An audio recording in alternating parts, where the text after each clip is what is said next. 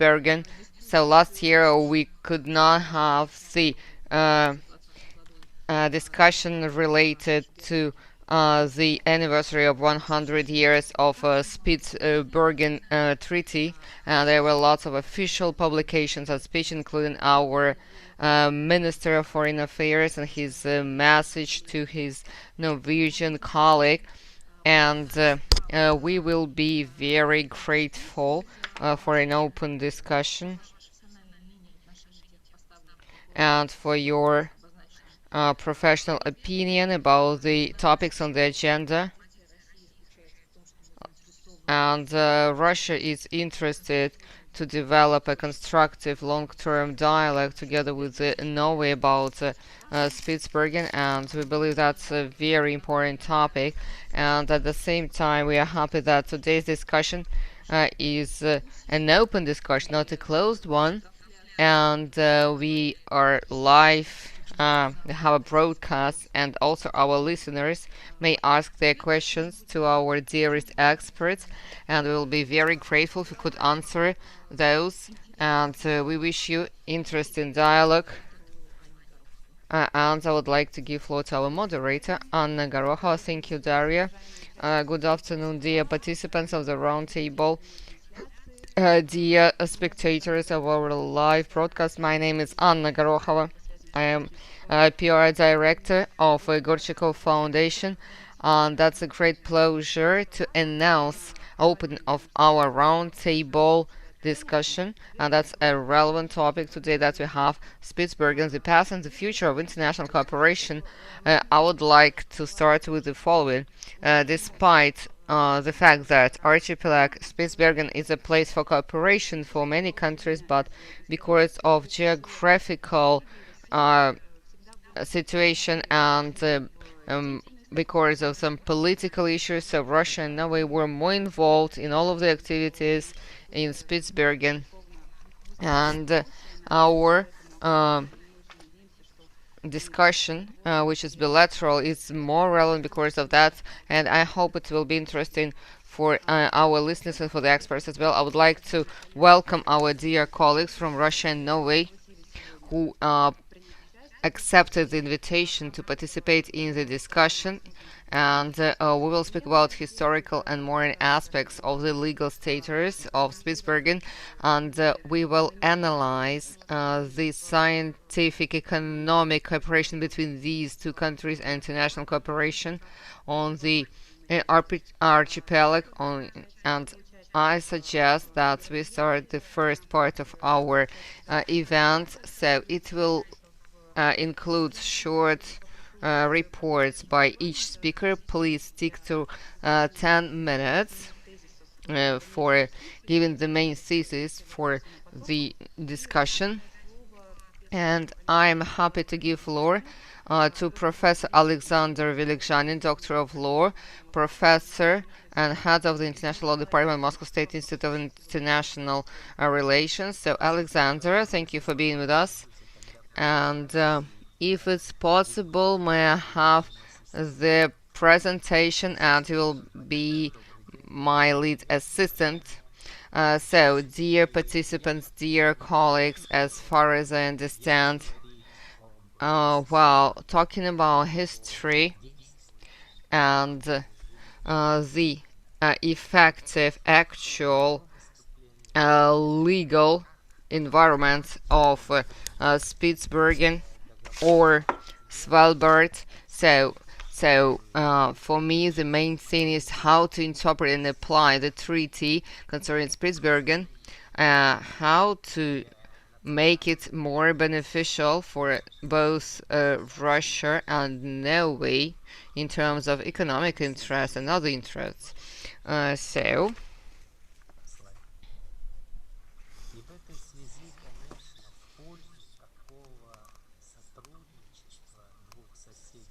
And also geographical data and applicable law, they speak in favor of such cooperation, and we are very attentive to the legal position of our Norwegian colleagues. So this is the article by the head of foreign affairs of Norway, Dr. Fife, and it was published in the Russian Journal of Law back in 2004, and the book that you may see in the screen, so together with Professor Zilanov, who is also here with us, and Deputy Minister in Russia and Soviet times.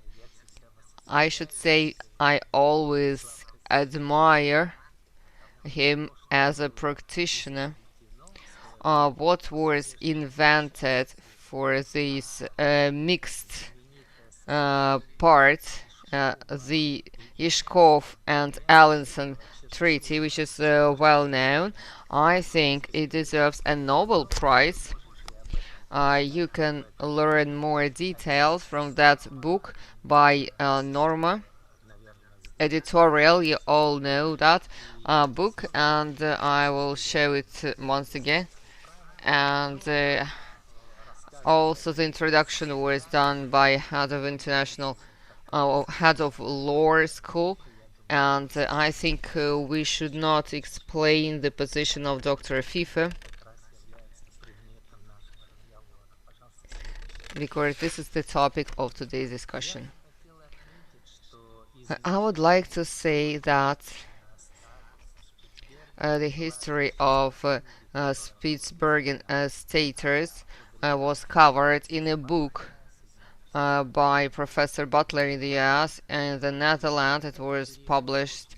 This is the translation of our work, my work with Professor Zilanov, which was earlier published by the Marine Agency to the government. So we speak about the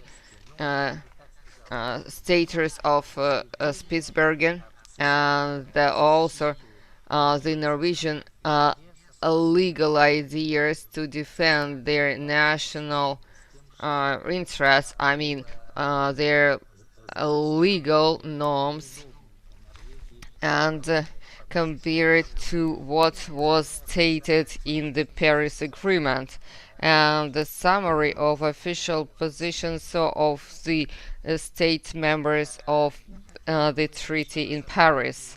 I would like to draw your attention to the following. So here the history starts from the treaties of 1871 and 1872. Modern scientists forget about that. Before the Paris Treaty, Paris Pact, so that was Terra Incognita, but this is a legal mistake. Sweden, Norway, and Russia in 1871 and 1872, by exchange of diplomatic notes, already stated the status of Spitsbergen, and Norway is very creative, let us put that way, in defending its national positions. Well, that is understandable, because Norway is a sovereign state, and there are no doubts to that, in line with the Paris Treaty. But the replacement of Spitsbergen term with Svalbard, and it's present in the in Paris Agreement and also in the documents by the US.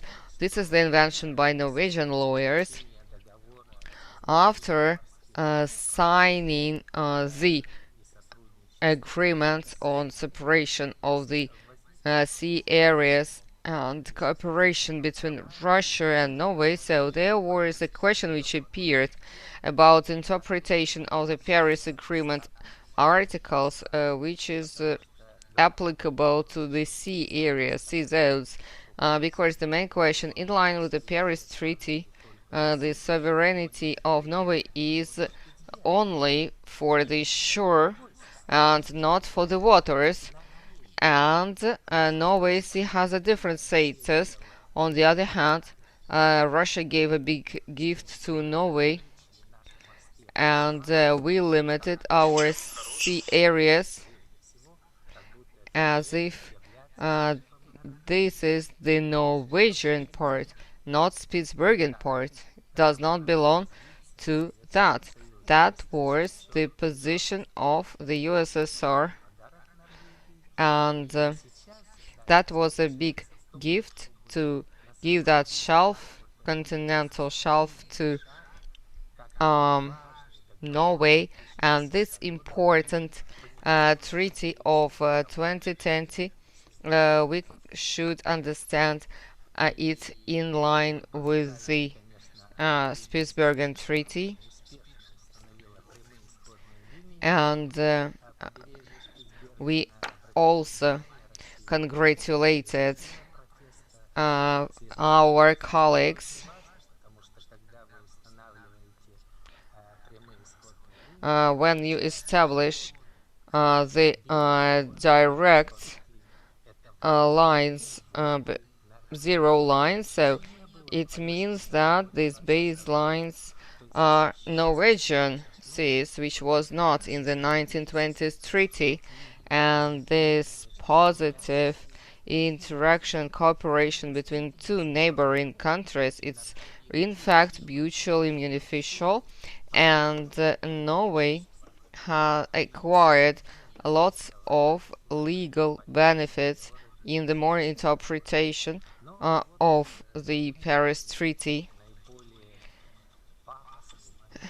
Well, the most important thing is what we have now after the Paris Agreement, after the agreement of 2010, and how to interpret that, because not without getting into the details, because I don't have time.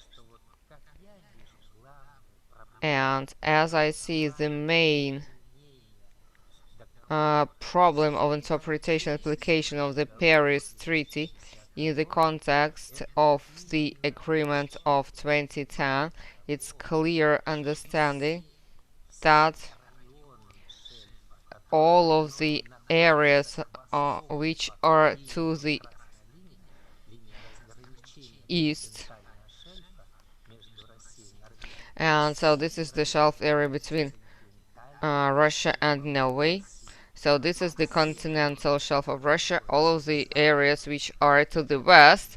So this is the continental shelf of Norway. If there is now a line position between Russia and Norway about that, so these discussions, they will continue, and also these wars for the crabs in the shelf, they will last forever.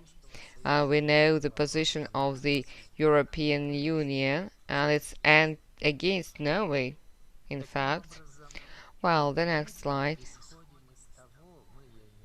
Ours, the analysts, so we believe that different positions of difference in the positions of the allies of Norway in OTAN, so this is a fact, and of course there is a question, so what should Norway do about that when most of the NATO members, they are against Norway, and also the Brussels is against Norway. I see here only one option: get to partnership with Russia in the areas of Spitsbergen Treaty applications. That may seem very strange. Come back to the Soviet level of interaction between USSR, Norway, Russia and Norway, and also that legal basis which was created in Soviet times in the protection of the sea environment and the use of resources. So this is the strongest potential which could be utilized today as well. Thank you for your attention. Goodbye.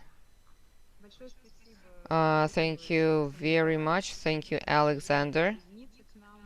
Thank you for finding the time to join us and make a short legal explanation. So I suggest now we give floor to Dr. Torbjørn Arnon, who is the senior advisor to the Pro-Rector of the Research in the Norwegian University of Science and Technology and associate professor of history at the University Center in Svalbard.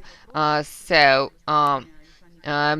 Arlov, maybe you could give more details with respect to what Alexander mentioned and share your version, your opinion about the beginning of the attempts to execute documents about Spitsbergen and also what are the consequences of that treaty. You have the floor, please. Thank you very much for inviting me. Do you hear me, everybody? Yes, yes. Very good. Well, I shan't be talking about the legal questions about here. I have been invited here as a historian. So what I'm going to do is to talk a little bit about the historical lines from starting with 1870 and going up to 1925.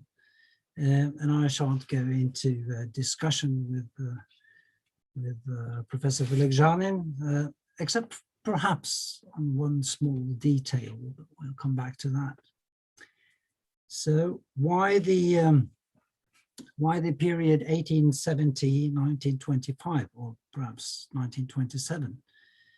Well, the start of this process can be traced back to 1870. We won't go into the pre-history, but the modern history, the modern political and legal history as well of Svalbard starts in 1870 with the diplomatic exchange that took place in 1871, which we'll come back to very soon, which really triggered the discussion about the legal status of Spitsbergen. And at the other end of the time scale, we have 1925, when the treaty about Spitsbergen, or the Paris Treaty, as it's known in Russia, was enforced. And together with the treaty, also the mining code, of course, which is very important. When I say that we should perhaps prolong the period to 1927, it's because of some details in the Paris Treaty that said that the property claims should be arranged after the treaty had been enforced. So for 2 years, a particular commission under the Danish leadership sorted out the different property claims, and that work was not concluded until 1927. But for all practical purposes, 1925 is my ending point, as this is the time when Norway assumed sovereignty on the 14th of August, 1925. So we can divide this period, this long periods, 50 years or so, into some important phases. And the first phase is, of course, around 1870-71, starting with the diplomatic exchange. And then we have a period towards the end of the 19th century, in the 1890s, where there were events and developments that had some bearing on the discussions about the status of Spitsbergen. Then there's a period from approximately 1905 to 1907, when Norway, as a new sovereign nation, took the initiative regarding the questions of Spitsbergen.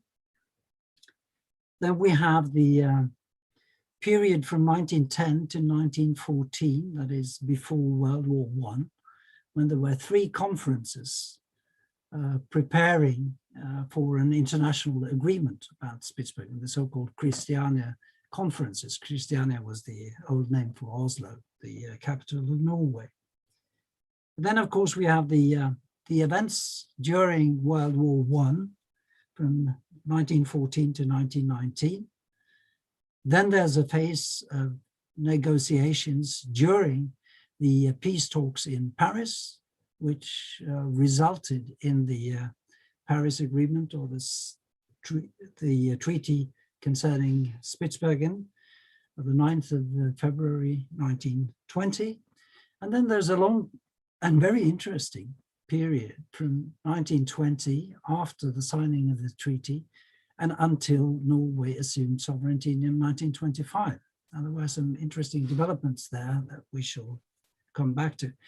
Now, I don't have much time, so I will just have a few comments on these various phases. Now, first, the initiative in 1870, and it's quite interesting that the whole process, the whole diplomatic and political process really started with a private initiative, namely the initiative of the Swedish-Finnish geologist Adolf Erik Nordenskjöld, who applied for the king's protection of an enterprise that he had established or planned to establish on Spitsbergen, on Kaptorsen in the Isfjorden area.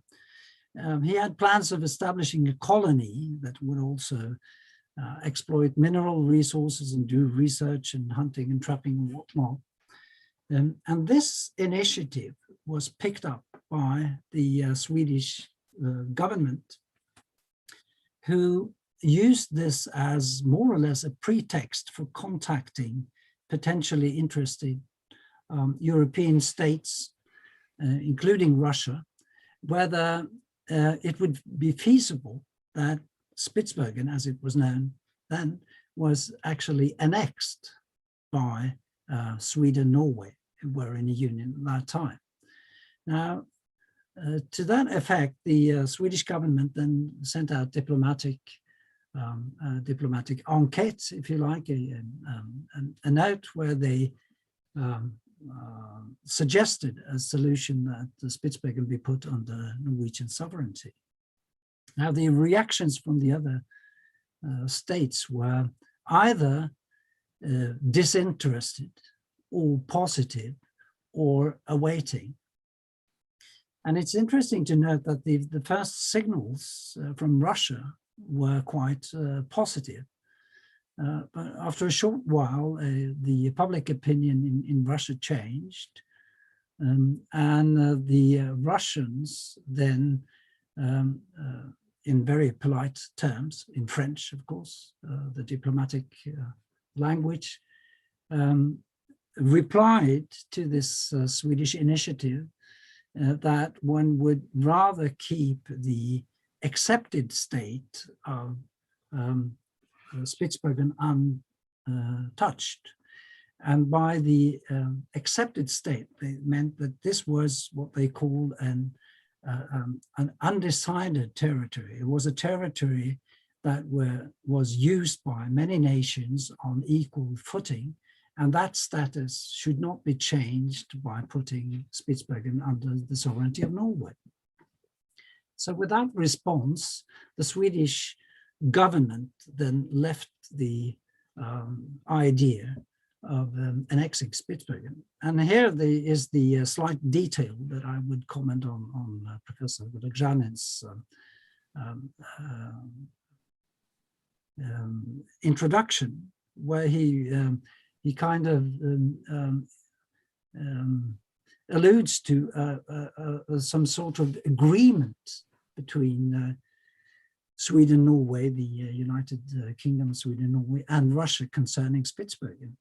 As far as I can see, there is no such agreement. There was this agreement that this question of sovereignty should be left alone. So there is no formal agreement about the status, just that it was not politically feasible to change it at that time.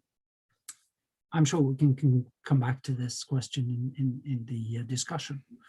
In the 1890s, there was a renewed interest for Svalbard, or Spitsbergen as it was known by then, and it has to do with a lot of things.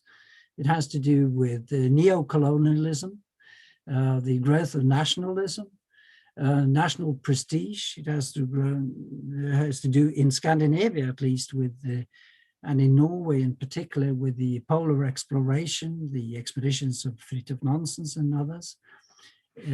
In short, there was a renewed interest in the Arctic, also tourism in the Spitsbergen region also spurred that interest in Svalbard.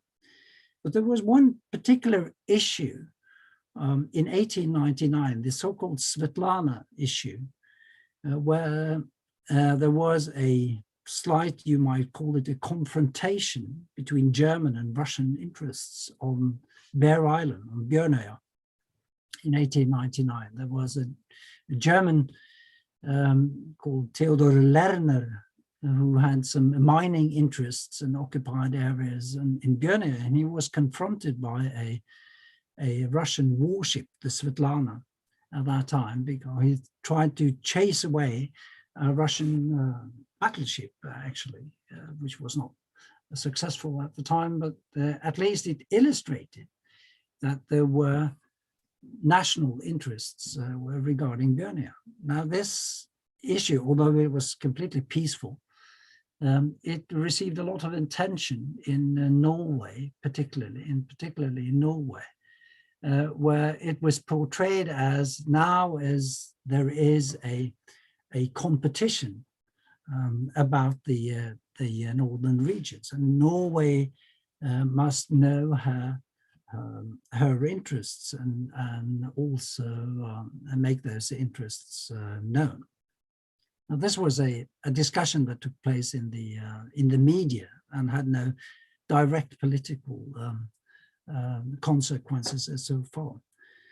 However, this changed in the next phase when Norway became a sovereign nation in 1905 and separated from Sweden.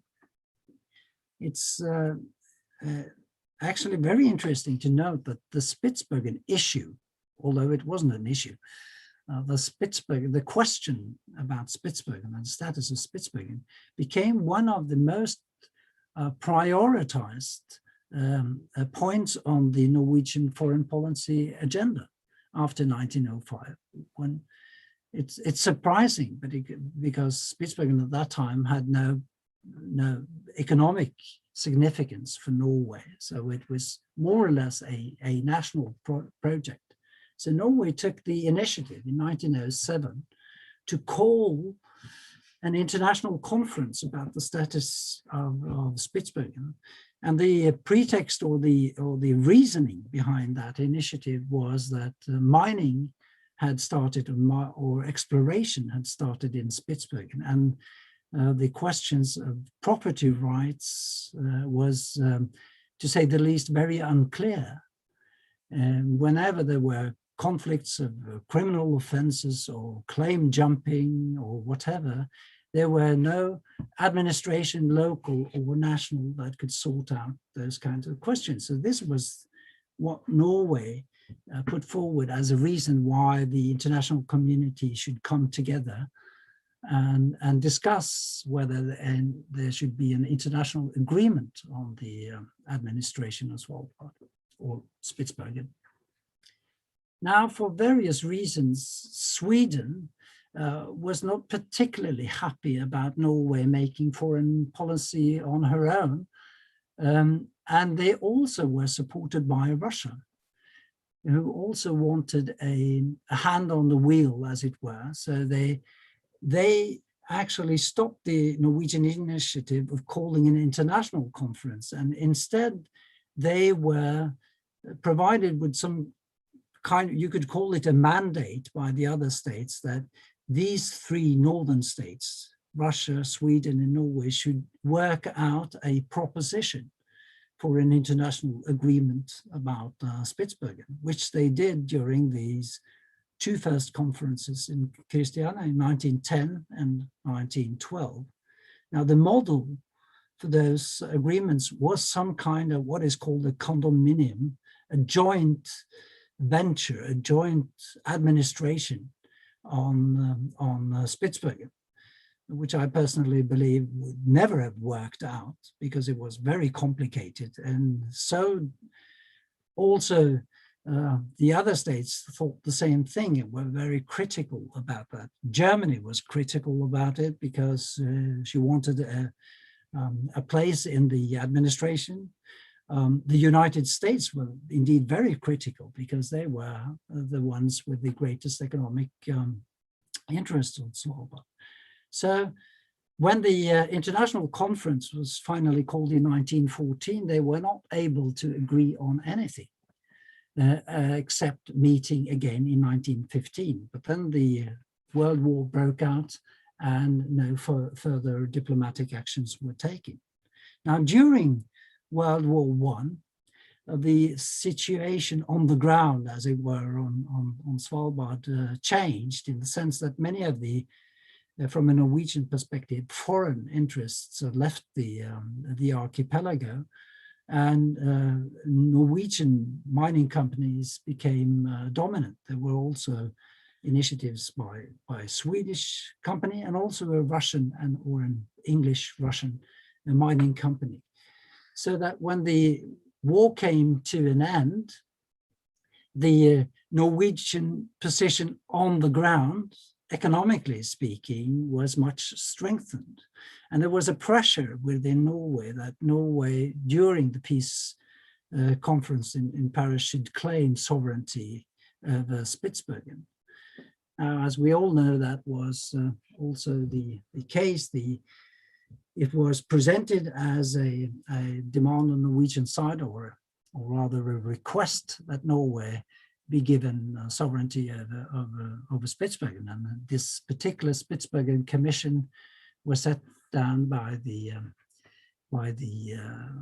high powers of the conference. They had meetings. They discussed the proposition for a treaty, and as we all know, that treaty was adopted on the 9th of February 1920, without Russia's explicit consent. They did not sign. Russia did not sign. Russia was in the midst of a revolution and a civil war, as we all know, and they were not among the original signatories to the treaty. However, the treaty provided for Russian interests in Article 10. It's particularly provided for Russian interests, and Norway, as soon as it was feasible, of course, sought the consent of Soviet Russia to the treaty, which they also actually got in 1924. Although technically the Soviet Union did not sign the treaty until 1935 because the Soviet Union was not recognized by the United States. I'd like to finish with a few words on the period from 1920 to 1925, because it's often asked, why did it take so long from Norway, from the time when Norway received sovereignty by the Paris Treaty until Norway actually assumed sovereignty in 1925? And there are a number of reasons for that. One of the reasons I've just mentioned was that it was deemed necessary to get the consent of Russia, their approval of Norwegian sovereignty. And that was a quid pro quo agreement between Norway and Russia, where Norway on her side acknowledged the new Soviet government, and the Soviet Russia on her side recognized Norwegian sovereignty on Spitsbergen. So that was one of the things. Getting the consent of Germany was another priority on the Norwegian side. Then there were laws to be worked out, and Norway, as the sovereign power, needed to work out laws for Spitsbergen. So that also took a while. There were negotiations about the mining code, which is not part of the treaty, but it is provided. It is a provision in the treaty that such a mining code should be worked out, and that took some time as well. and also all the property claims needed to be prepared and sorted out, because they were to be decided after the treaty went into operation. And now I'm more than spent my time, I think, and if there are questions, I'm sure we can come back to that in the discussion. Thank you very much. Большое спасибо, доктор Arlov. Thank you very much, Dr. Arlov, for such a detailed historical background. I would like to give floor now to our partner, Mr. Arild, Senior Research Fellow at the Fridtjof Nansen Institute. I'm very happy to greet you here at our conference held by the Gorchakov Fund.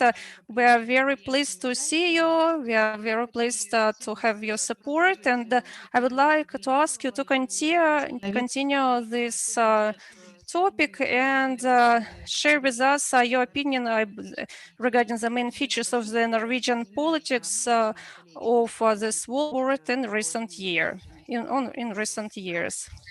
Thank you very much. The floor is yours. So many colleagues and friends. Yes, I will talk about the more contemporary affairs, although, of course, the historical background is extremely important. If you look at Norwegian Svalbard policy and Russia today, I think it's very important to state that in Norwegian Svalbard policy, an overriding objective is observance to the Svalbard Treaty, including the rights of citizens and companies from other signatory states. This is a fundamental key message in the treaty, as you all know. But this means that there are no special principles in official Norwegian policy regarding the Russian presence on the archipelago. Russia is only one of about 45 signatories to the treaty today. An equal treatment of the parties to the treaty is necessary. However, at the same time, it is widely understood in Norway that Russia is more interested in Svalbard than other states are.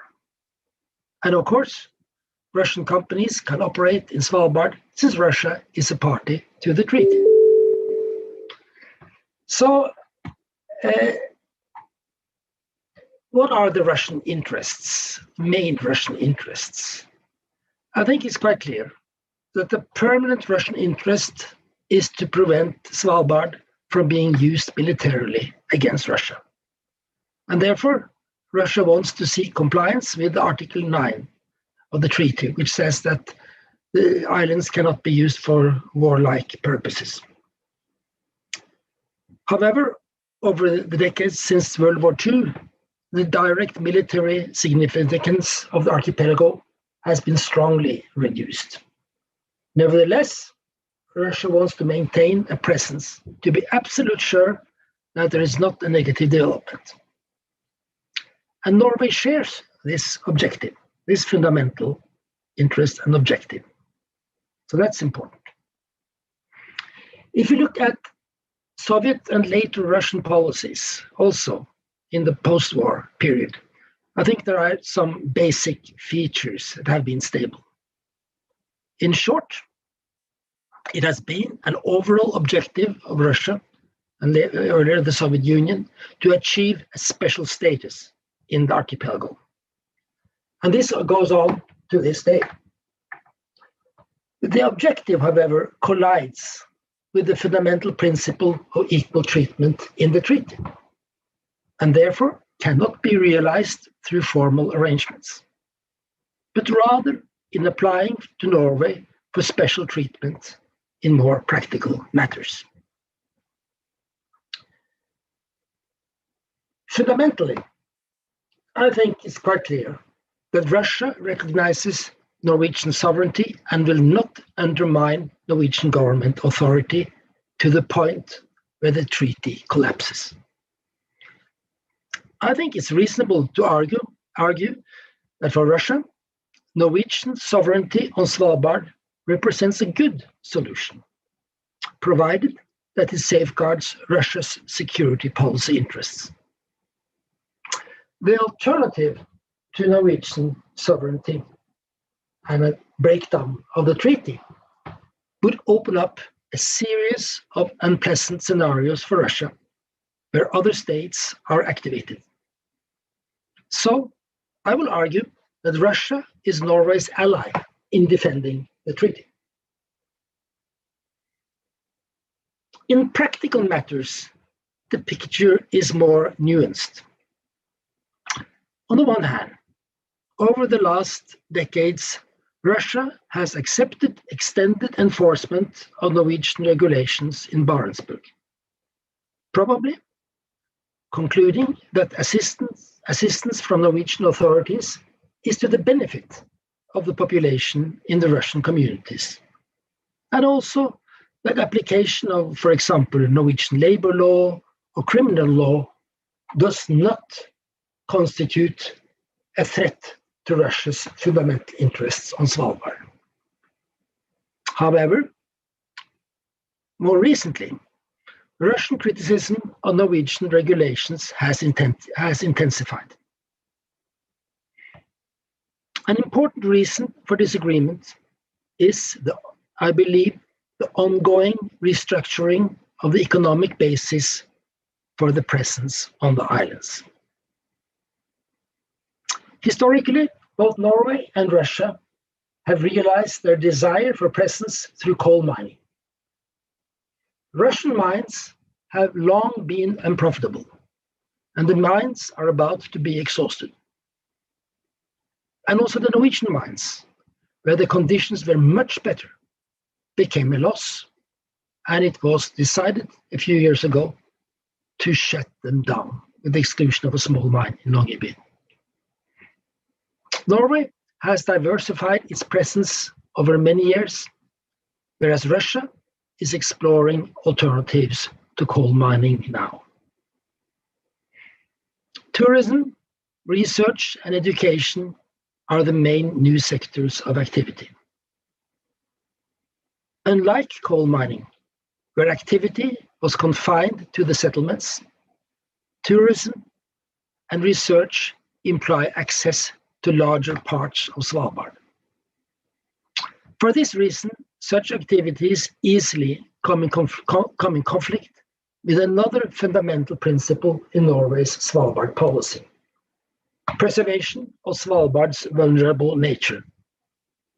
Indeed, this principle was enshrined in the Svalbard Treaty, where it says that Norway shall be free to maintain, take, or decrease suitable measures to ensure the preservation and, if necessary, the reconstitution of the fauna and flora of the said regions. Tourism, especially. Tourism based in Longyearbyen has experienced a colossal growth in recent years, with an understandable dip, of course, during the pandemic. I think we can say that there is an increasing international interest in visits to the Arctic. And in Norway, there is growing concern over negative consequences of tourism, and new restrictions are being proposed.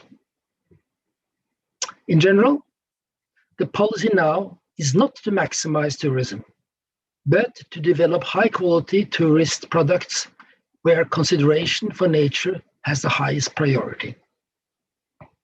I believe it is possible to find common language with the tourist department in Barentsburg along these lines, also given the importance of nature preservation in Russian Arctic policy documents.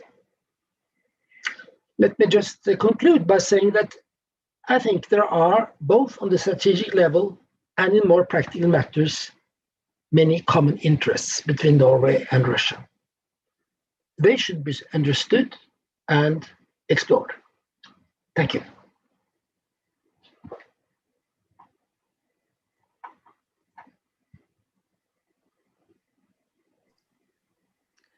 Большое спасибо, Arild, за емкое выступление, в том числе за... Thank you very much, Arild, for touching upon the topic of tourism in the discussion we will speak about that, and I will also speak about cooperation in tourism. I suggest that we speak about the sea areas around Spitsbergen. Our colleagues already mentioned that. I would like to give floor to Vyacheslav Zilanov, member of the Scientific Expert Council of the Marine Collegium under the government of the Russian Federation. In the past, he's a deputy minister for sea and in the USSR. So, Vyacheslav, a short question before your presentation. And together with Alexander, we were discussing whether the Treaty of 1920 also includes the sea areas of Spitsbergen or Svalbard, and how this reflected in the international policies related to it. And can we just speak about the sea areas around Spitsbergen, like they are more arguable in terms of sovereignty compared to the shore ports? You have the floor, please. Thank you, Anna, for giving the opportunity to speak at this conference. In the first place, I would like to thank the foundation named after Gorchakov for organizing this exciting roundtable. Moreover, it's bilateral with our Norwegian colleagues. Many of them know ours, and we know also them and their point of view of Norway, of the government of Norway. We also know the ideas of the researchers who work in that area. I would like also to say that I'm very grateful to Alexander, and he lifted me up in that audience. I think in that audience there are lots of people who invested a lot into development of cooperation between Russia and Norway. So the Svalbard or Spitsbergen Treaty, it identified the lures on the shore. So this sea was mentioned only within the territory waters.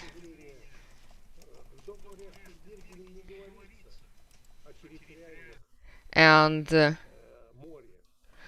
are not talking about territorial sea, but territorial waters, and this is a different story. And the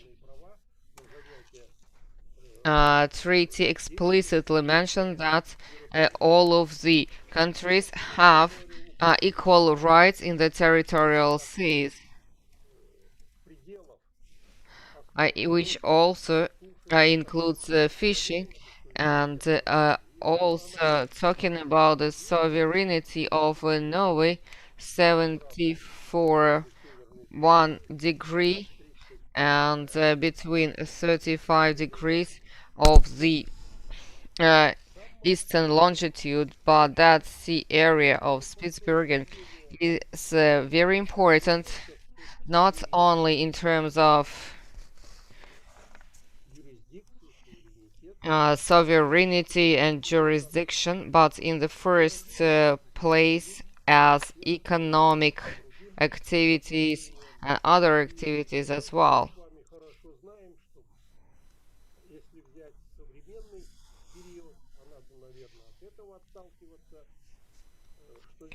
And also here there is sea transportation through that sea areas. Also there is fishing, which accounts for more than 1,000 years. And here also there is mining, so there are natural resources, carbon based, and this is the area for cooperation in marine and also in military cooperation. And also widely known is the nature protection and scientific activities. Despite Spitsbergen Treaty, which includes over 40 countries, and that was mentioned, they all seem to have equal rights based on the Paris Treaty, and there is a very considerable geographic political component. Only two countries in the Barents Sea and neighboring areas to Spitsbergen are Russia and Norway, which are coastal countries, and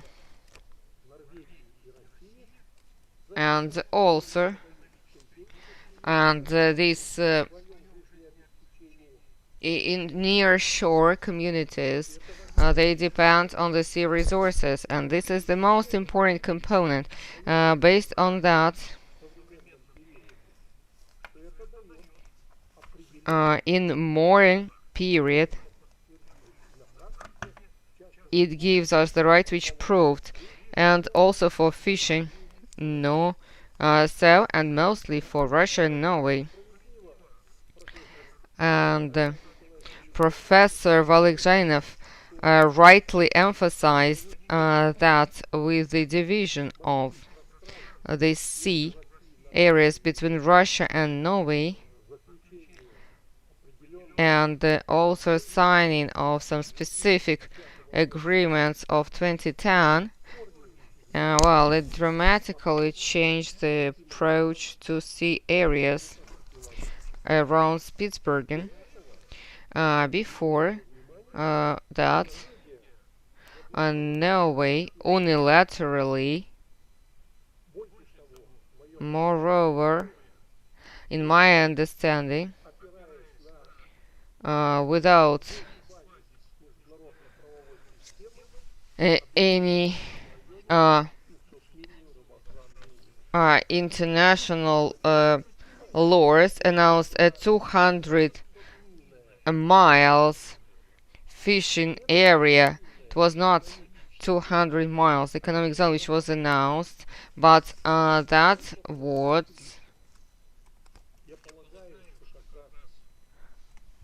the fish protected or fish conservation zone, and the qualified lawyers of that times of the 1970s, if they announce 200-mile economic zone or fishing zone, that would be met with a protest, not only from the USSR but from other countries. That's why they came to a very mild option, and they announced the fish protecting area where you could rely upon Spitsbergen Treaty protection of the environment, flora and fauna. And with the announcement of 200 miles fishing protection zone, there was a growing tension in this area, and it became a new type of tension. I would like to remind all of us that out of all of the activities that I mentioned in the sea area of Spitsbergen, the most developed is fishing activity, sea fishing. So it is enough to say that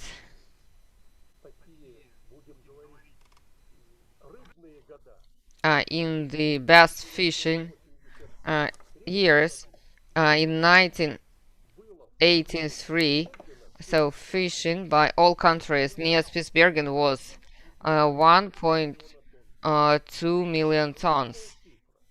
And this is a huge number. And the distribution of fishing at that time was in relation to 55% for the USSR, Russia, and 40% for Norway, and the rest was going to the third countries and joint studies. Russian, Soviet scientists, Norwegian scientists, and some foreign countries, they demonstrated that in this area, if we take the fishing protection area of Spitsbergen, which was not acknowledged by the USSR at the time, and it's still not recognized by Russia, there is other stocks except for seaweed from completely reproducible in Spitsbergen area. The ecological complex, all of the ecological materials, and from time to time it is migrating here. It's a unified complex for Barents Sea, Spitsbergen, and adhering sea areas, and very rightfully the Russian and Norwegian scientists concluded based on that monitoring of those stocks and their preservation and their use should be done in line with unified scientifically based rules, if I may say so. And it was all developed, and it is used until today.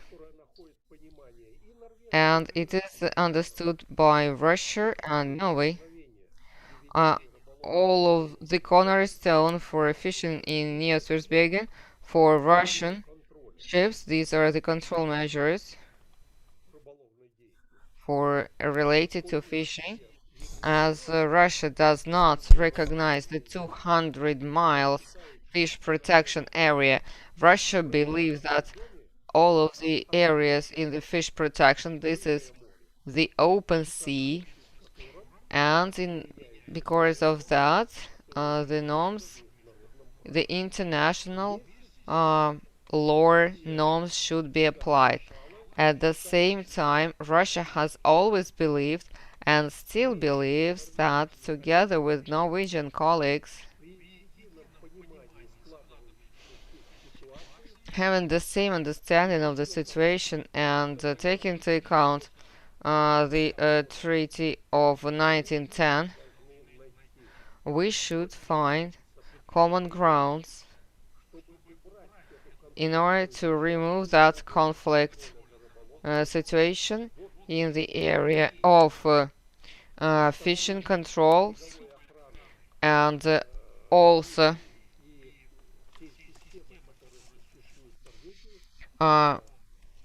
we should remove that practice of arresting Russian ships, and also the suspicions from the coastal guard services of Norway and other practices. And in Soviet times, so there were some violations, but they were addressed bilaterally based on common understanding and agreement. What I would like to emphasize with that,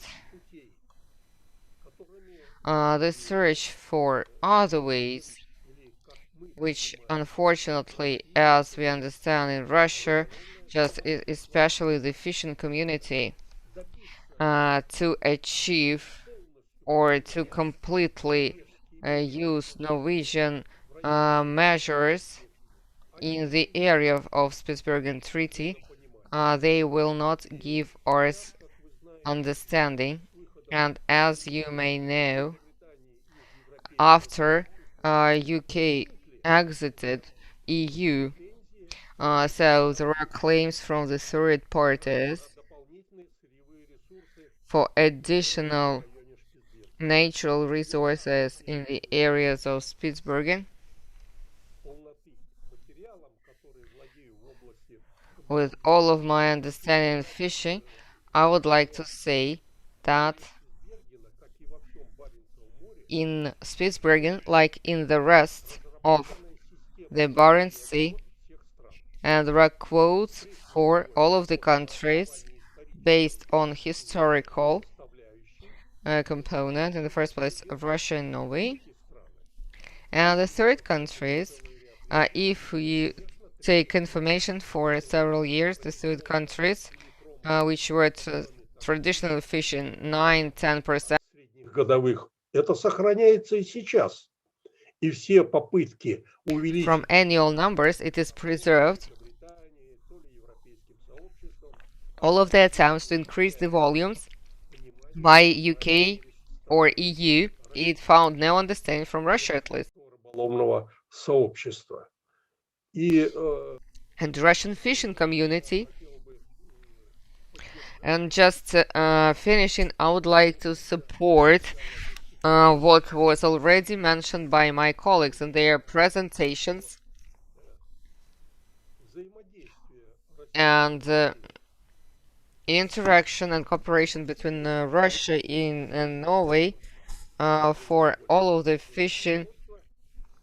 I'm talking more about fishing. It can give stability to this area and remove all of that tension, which has some dangers because of different points of view related to jurisdiction of that place, and it can trigger unfavorable consequences. We should not forget from our history that Spitsbergen, the Beer Nord Cup, so these are the sea gateways to Russia.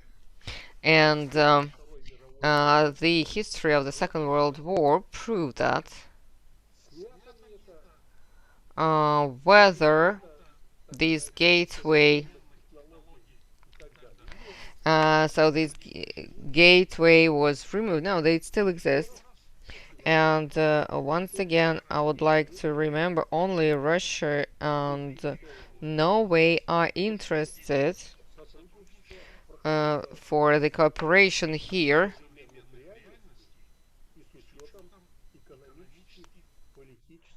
And also based on political, economical, and safety questions. And in this very important part of the world ocean. Thank you, Vyacheslav. Dear colleagues, I'm sure that you have comments. And now we have the third subtopic of our roundtable about scientific cooperation. And I suggest that we start with our Norwegian colleagues. I'd like to give floor to Ole Arve Misund, Managing Director of the Norwegian Pole Institute. Mr. Misund, you have the floor, please. Thank you, Anna. Do you hear me loud and clear? Very good. Ladies and gentlemen, and dear colleagues, thanks for this opportunity to speak at this Gorchakov Fund online seminar on Svalbard. I will address the issue on research in Svalbard, which is quite agreeable between our countries, and I would in particular deal with the Norwegian research strategy as it has been developed over the last years in particular.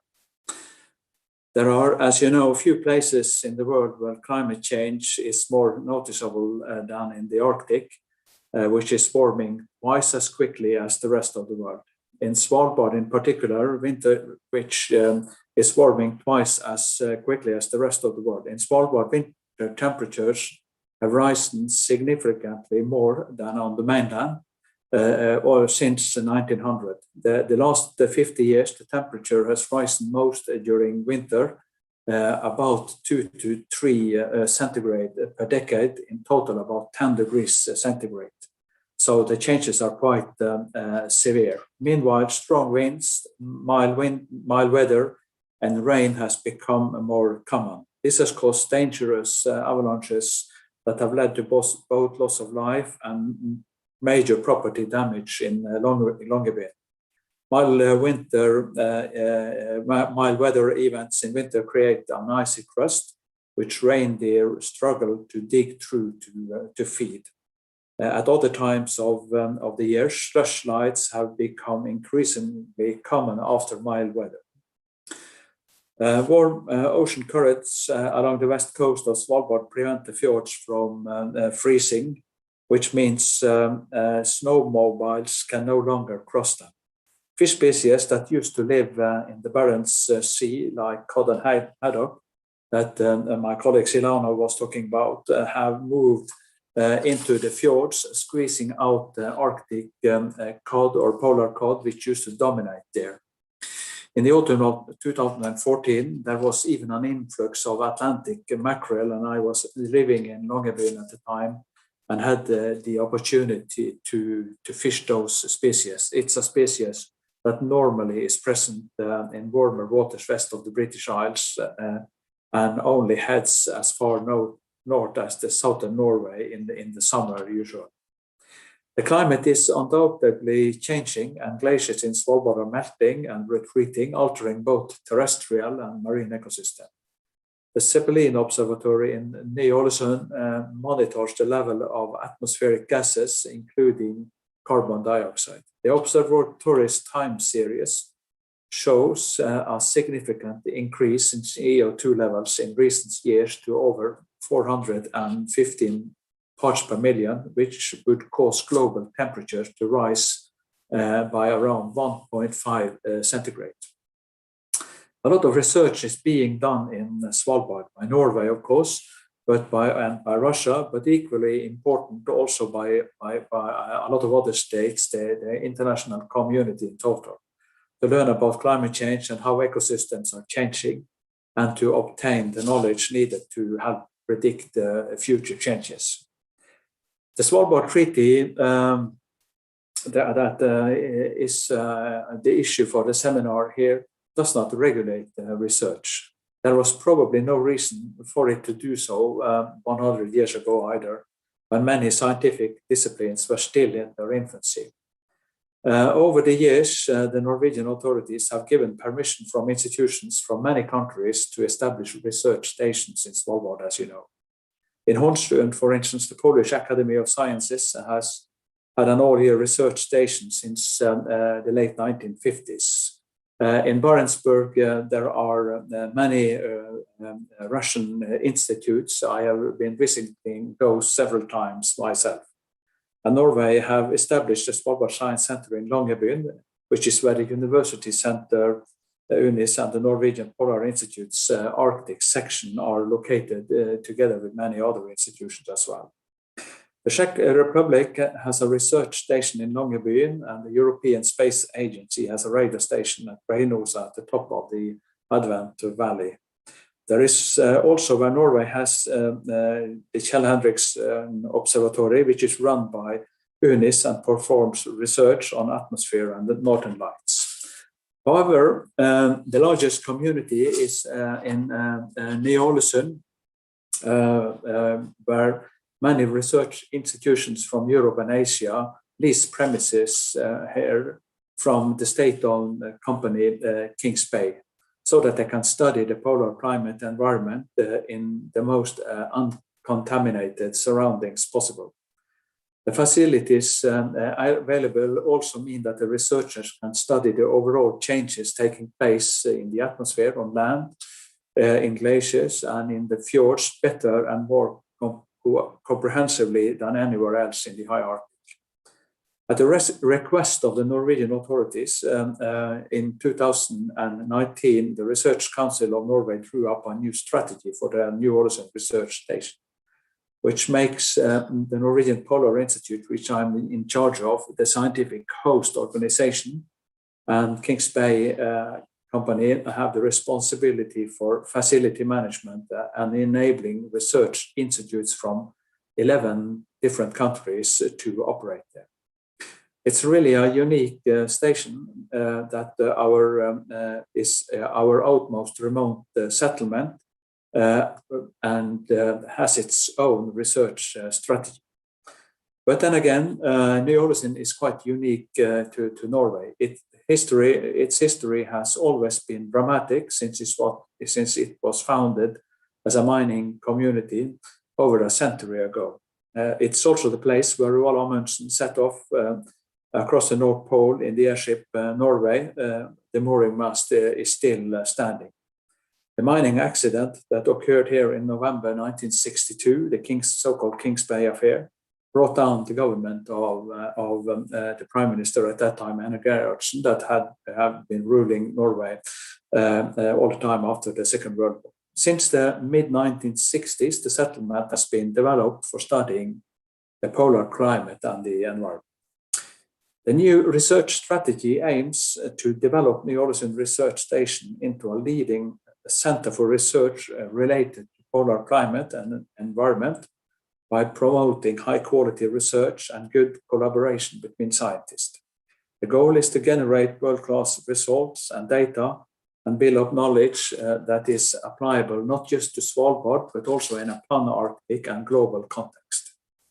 Cooperation between the various national and international institutions will play a vital part in achieving this, so the aim is to strengthen the research station there. When a draft of the strategy was sent out for consultation, and this is quite interesting, only China had major objections. The Chinese claimed that it was not up to the Norwegian authorities to decide what kind of research should be performed there. According to the Svalbard Treaty, Norwegian laws and regulations applies to everyone in Svalbard. All of the research activities of institutions that lease premises from Kings Bay at the Ny-Ålesund Research Station must therefore adhere to Norwegian laws and regulations and the framework established by this research strategy. So in spite of the fact that Ny-Ålesund is a small remote settlement, the Norwegian authorities have invested significant resources into developing the research station. Norwegian public funds are used to make Ny-Ålesund available to Norwegian and international researchers as well. With the strategy in place, more will be done to highlight Norway's leadership and presence. The Polar Institute is taking on more staff and expanding its activities there, and Kings Bay has been given resources to upgrade its buildings and modernize its operations. Staff from the Norwegian Polar Institute and the Kings Bay have separate areas of responsibility, but they work together at Ny-Ålesund to achieve the goal set by the Norwegian authorities. Every single day of the year, a huge effort is made to enable national and international scientists to perform research that creates important new knowledge. And the aim is to develop Ny-Ålesund in a way that is respectful of its history and the local environment. So finally, let me conclude by saying that although the Svalbard Treaty doesn't regulate research, Norwegian authorities have facilitated extensive research by Norwegian and international scientists, and there is a very good cooperation with the Russian institutions and the Russian facilities in Barentsburg. The research activities have to follow Norwegian law and regulations like the Svalbard environmental law in particular. At a time when the Arctic is changing significantly due to climate change, the research results and the new knowledge generated in Svalbard are important to understanding and projecting how the climate and ecosystem will change in the coming years. This is important to our future as a society, both for Norway, for Russia, and the rest of the world as well. Thanks for listening and for allowing me to share my reflections with you in this seminar. Thank you.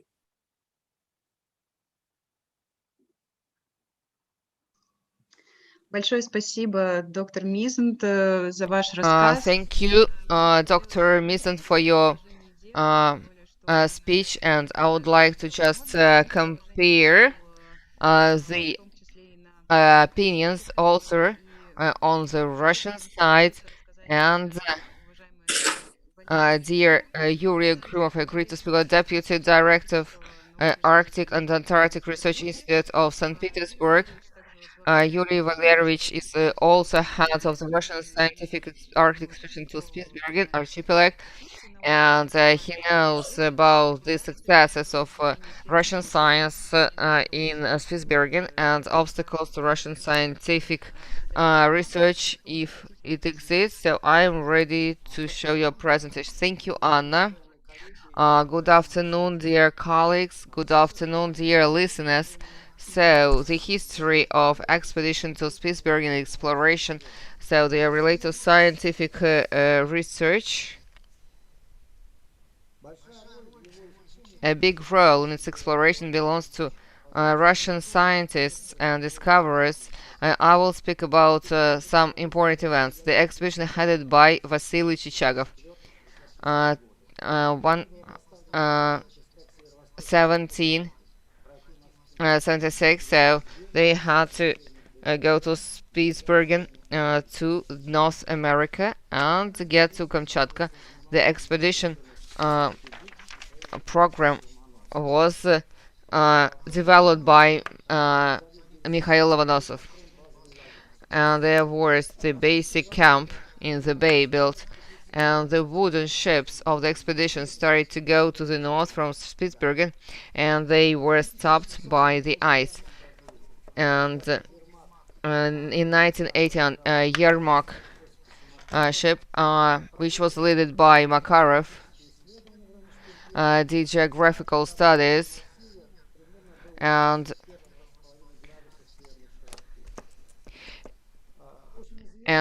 also this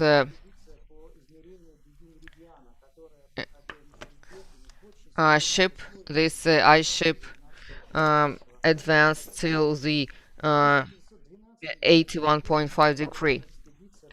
In 1912, there was an expedition by Rusanov, so they started the eastern coast and found a lot of code and made the map of the natural resources. After that expedition, Russia started to explore the coal there in the archipelago, and also the extraction started of coal, and also the expeditions exploration work started, and at large scale they were done all throughout the Soviet period, and the polar geological expedition was active in 1975 in Coles Day. There was the crew well performed. The first Soviet meteor station was organized in 1932. In 1933, it was moved to Budensburg, and there was a break during the Second World War. In the 90s, because of economic problems that the Russian Federation was facing and experienced, the scientific research was stopped.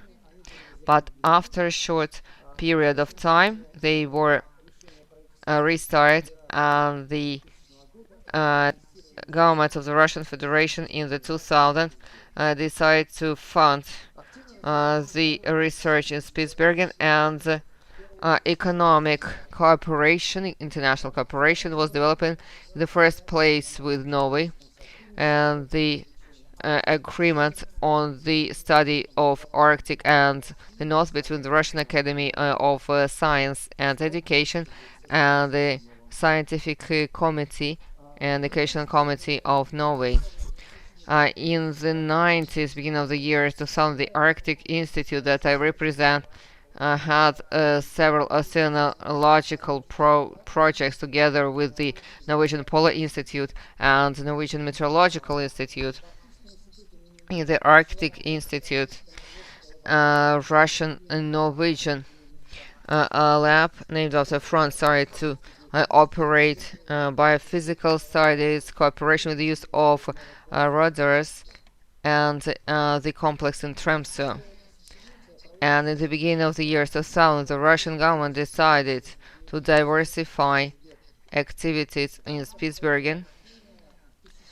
And in 2008, the program for enhancement of Russian presence in Spitsbergen was approved, which included creation of the Russian Scientific Center in Spitsbergen.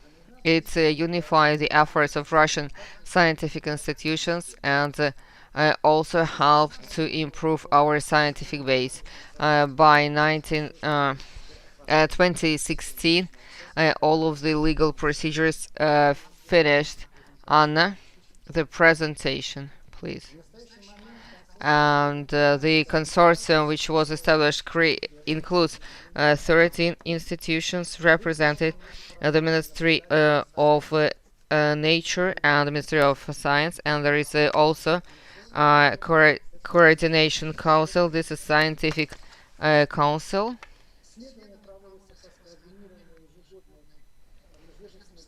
And the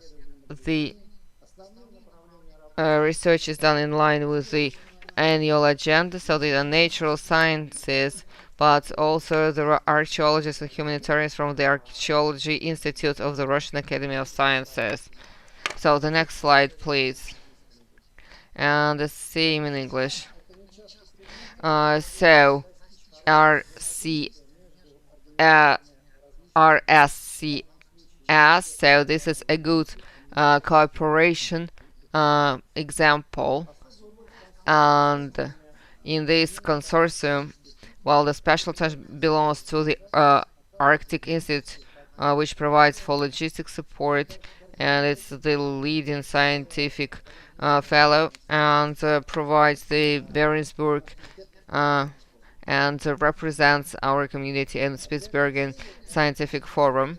For that purpose, in the Arctic Institute, there was created the Russian Arctic expedition on Spitsbergen.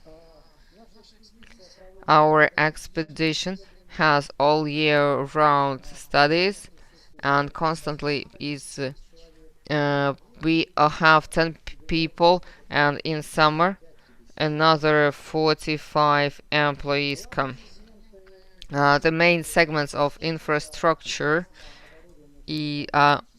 well-equipped chemical lab, and also the station for acceptance of Sputnik information, satellite information. In this slide, you may see the main areas of our studies, which were conducted on Spitsbergen. One of the goals of our institution is to expand scientific cooperation. I will give some examples of such cooperation. Murmansk Geological Institute, together with the UNIS, had a very big project, the Sea Observatory in Fjords, so to study the plankton communities.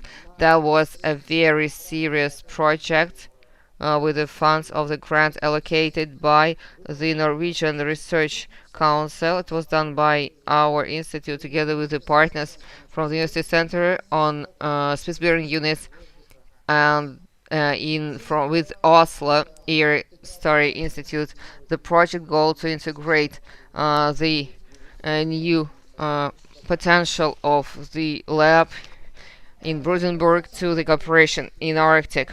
In 2020, the institute planned to participate in the projects to develop the studies together with the UNIS, and another project harmonization and monitoring of priority contaminants in the air of Spitsbergen, and Gdańsk University and other institutions are partners of UNIS for that project.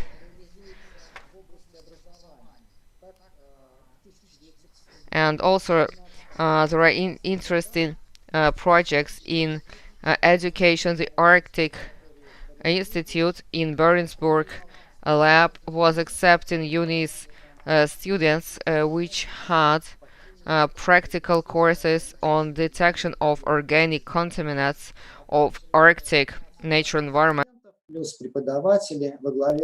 Usually they were 15 students to 20 students with Ronald Calder. There were other examples of fruitful cooperation between Russia and Norway.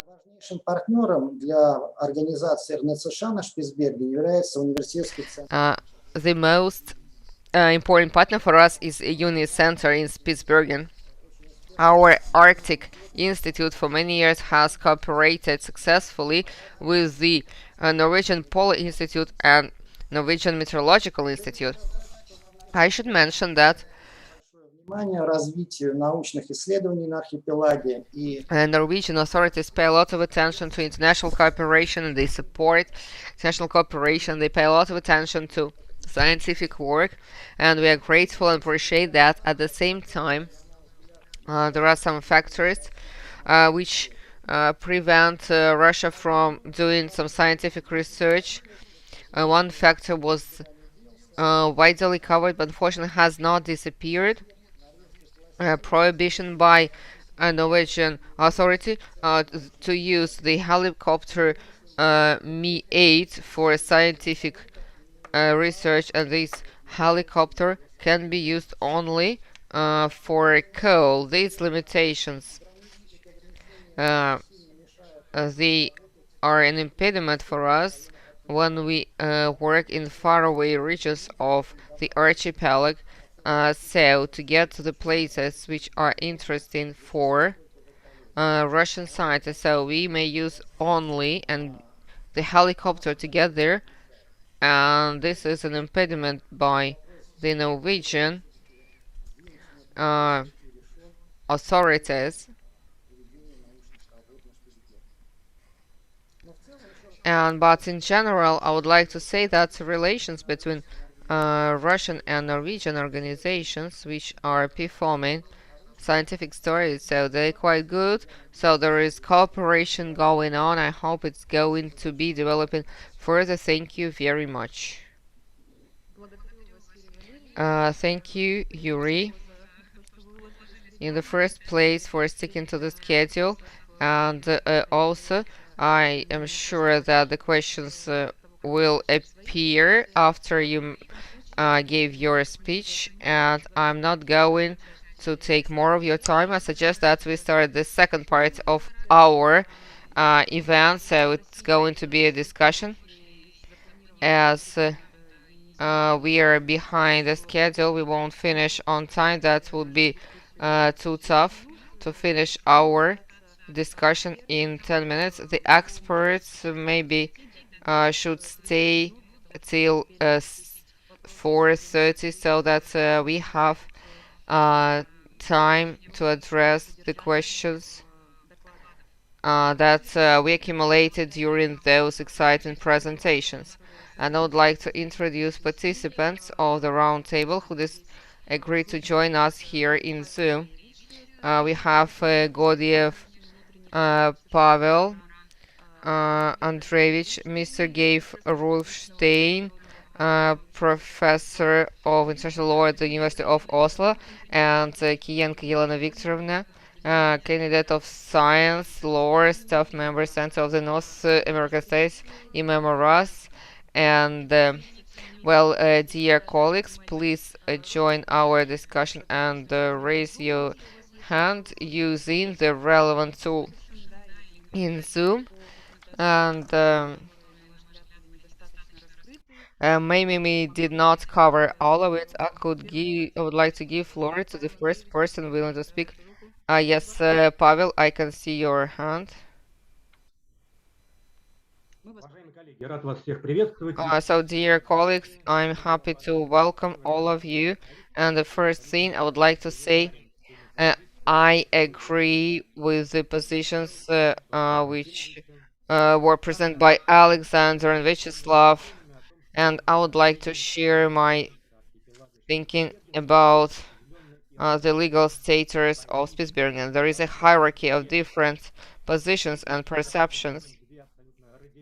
If we take two opposite opinions, of course, this is the position of Russia and Norway, and I would like to remind you about Russia in line with the convention of the convention dated 1982. So this is the law which is prevalent compared to the Treaty of Paris Treaty, and Norway is using that to control and regulate some types of economic activities and fishing. So it's all clear related to the Norwegian interest. And Russian position used to be the opposite. We believe that all of these sovereign rules and all these jurisdictions around the archipelago, so it's not legitimate creation of these zones may not be unilateral. At least it should be done with the consent and agreement of the members of the Paris Treaty dated 1920. And our colleagues mentioned that the new international conference is not responding to the interests of the Russian Federation. And there are interim positions. There is a position of Denmark, UK, US, and they say that, well, they accept the sovereignty jurisdiction of Norway, and they believe that all of the members to that Paris Treaty should have the same rights. And there is a position of the Chinese Republic. It always amuses me because China, they say that they joined in 1925 Spitsbergen Treaty, and they have the long-term involvement into the Arctic problematic. So I think they kind of exceed the degree of the involvement. I dislike Chinese position related to Spitsbergen because it's not very clear and concise. Our Chinese colleague that UN Marine Law Convention is the only regulatory document in the Arctic, because this convention gives them certain authorities and rights. And Chinese Republic is our partner, but they will never support our position. And they are also mentioned the Convention of 1982. And some outcomes. I would like to compare Norwegian policy with the Turkey policy related to the Black Sea areas. And Turkey doesn't use their names, they use their traditional names, like not, and the same is done by Norway, and Turkey at the national level is accepting different regulations and guidelines. They believe that their addition to the convention of the year 82.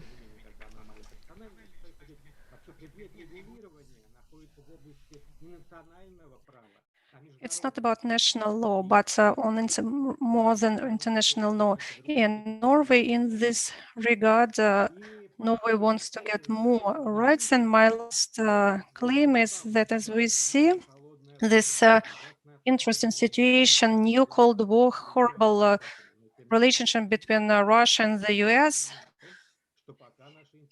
is current, but we do understand that now with the US we have common interest in the Arctic, and if we look at the other polar zone, our mutual interests are absolutely the same. So we can talk about some kind of coalition between the US and Russia. Therefore, I would like to conclude, and thank you very much for your attention. Thank you very much, dear Pavel, for your statements. If our colleagues have any comments or any ideas, we can dwell on this topic, or we can move on if and I can give floor to anyone who wants to share. Mr. Arild, did you want to say something? Oh, no, okay. Okay, so then I would like to give floor to Professor Ullstein, and then we'll start our Q&A session. Thanks very much. You can hear me? First, congratulations to the organizers for a very interesting conference. I'm sorry I was a bit late, some confusion about Moscow time and Oslo time, but I benefited from several of the speakers.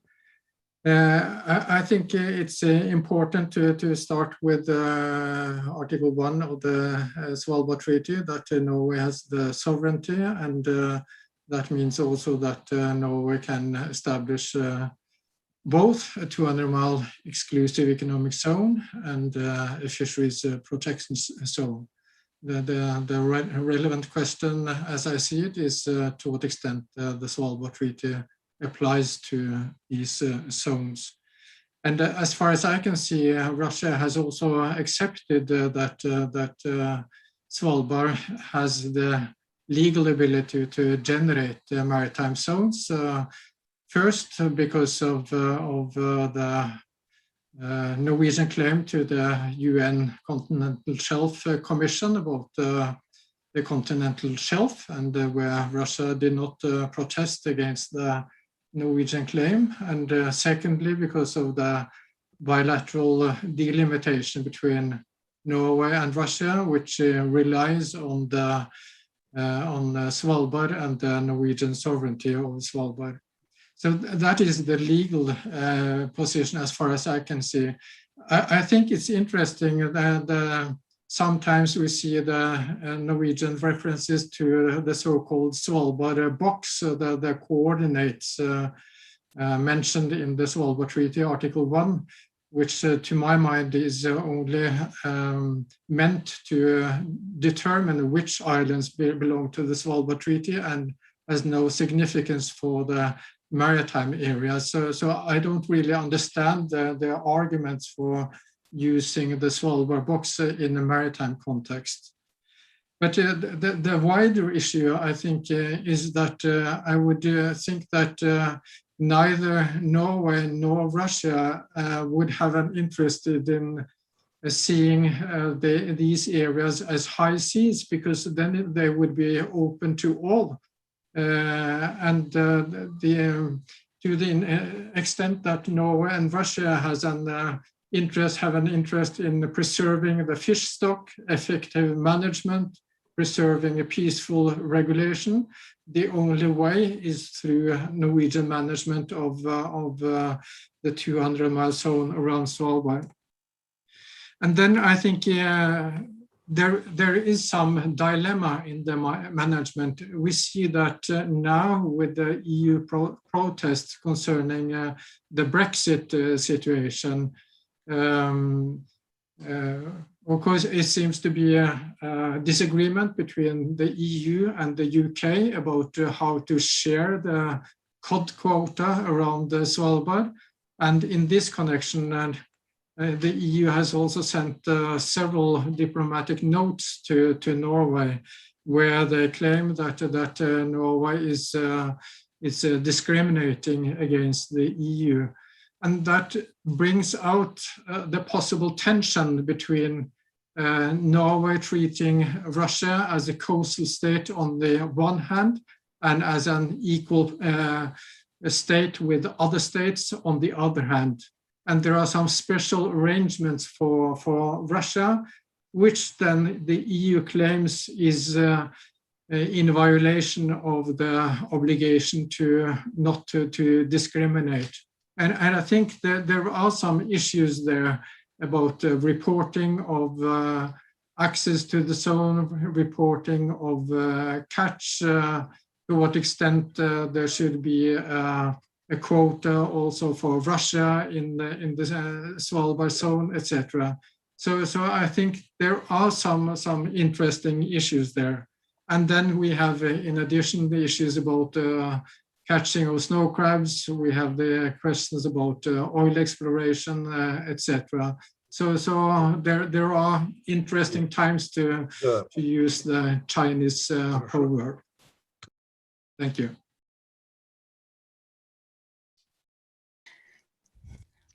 Well, thank you very much for your interesting comments. I would like Vyacheslav to comment your remarks, because he was talking on the similar topic. So Vyacheslav maybe could share his ideas. Vyacheslav, you just have to switch on your mic before you start speaking. Вот сейчас слышно, да? Well, now everybody can hear me. Well, I could say that certainly some tension that we have witnessed with old and new claims of the UK and the European Union, and certain support from the US.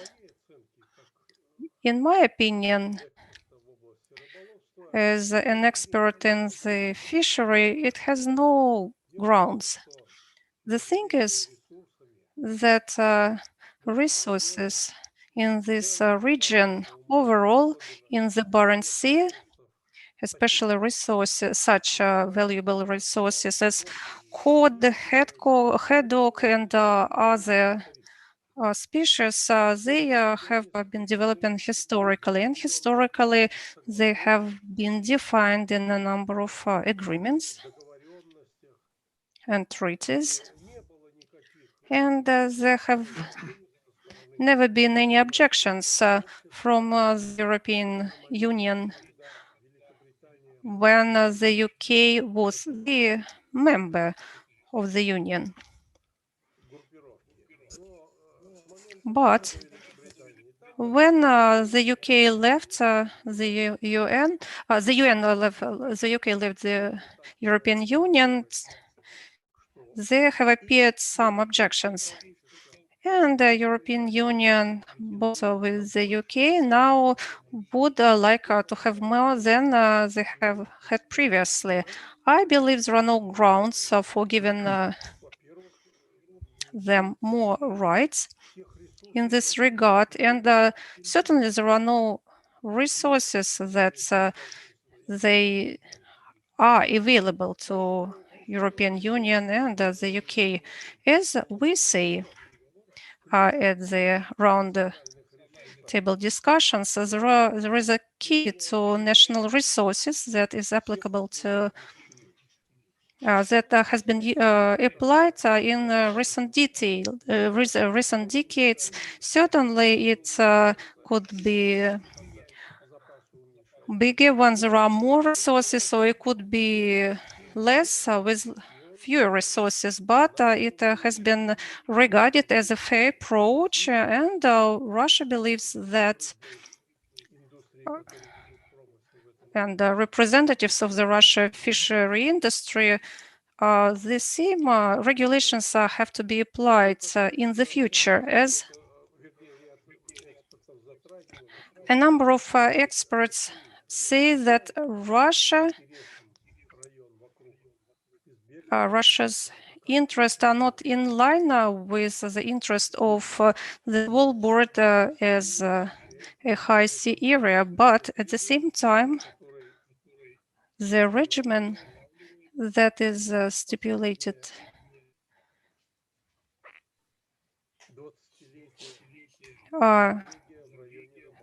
by Norway, and in particular, I'm talking about fishery protection zone.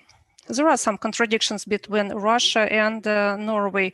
We agree on most things apart from the control on the fishing industry.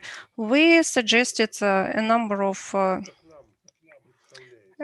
as we believed, a number of ideas, suggestions that could be adopted within the joint commission of Russia and Norway, but unfortunately,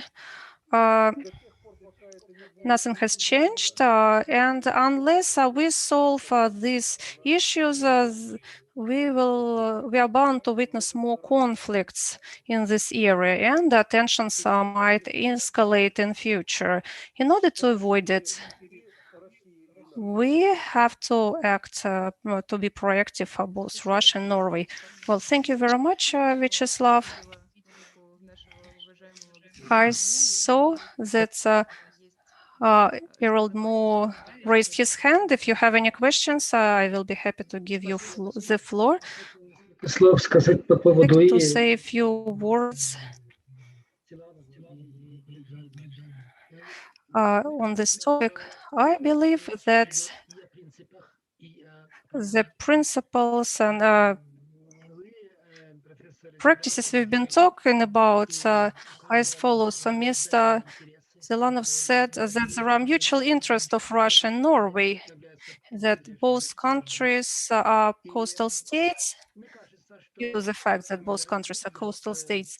And I believe that development of cooperation in the fishery industry has been so far very successful. As everybody knows here, you played a very prominent part in the work. This work, I think this is very important. You say that there is an issue, or conflict on control in the fishery protection zone. I can't possibly agree with you. I don't think that it's a very dangerous issue. If we look at the history, the recent history, there have been a few accidents, but we can't say that they led to development of serious conflicts. I believe that the regimen in this area is in line with the Russian interests. And Russian interests are in fact be protected, because Russian fishermen are not the biggest place in these districts. So those are details. I do understand that there are different evaluations of the situation in this region, but practically I wouldn't say it's a very acute issue. And a few more words regarding the report of Professor Vylegzhanin and his very interesting report. So he was talking about differences in status of continental, around the continental shelf in Svalbard. And he said that there are a number of Western countries that do not agree with the Norway opinion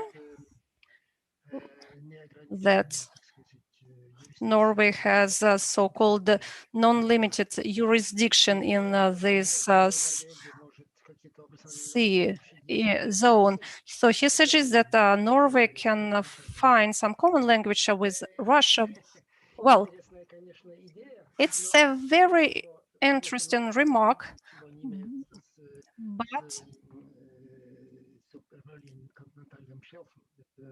but it has little to do with the continental shelf and economic issues. Certainly, there are some countries that from time to time would claim opposite to the Norwegian principles, first of all, the UK. But in practice, yes, such contradictions exist, but they are not dangerous to Norway. Such situation on the oil market has changed our positions. If 20 or 30 years ago there was a very big interest in developing this industry in this sea area, today it's not as relevant as it used to be due to the change of importance of oil and gas for the global economies. So what we used to have, that Norway didn't open continental shelf for commercial operations. Yes, it's still exists. There is some pressure on Norway to open it. I would say there is no any pressure. So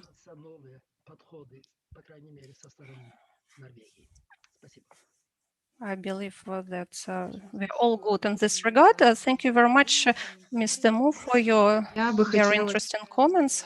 I would like to read a question from the audience that watches our conference on social media. Shall we regard in future military bases of the NATO and militarization of this area, because in 2018 the General Secretary of NATO claimed Spitsbergen is a part of Norway, and therefore it's part of NATO, which means that all security guarantees of NATO cover this area as well.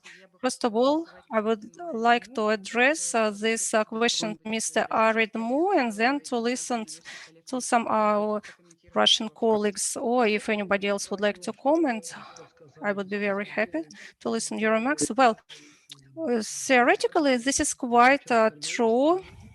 Certainly, Svalbard is a part of Norway, and certainly Norway has every right to protect its area against any aggression.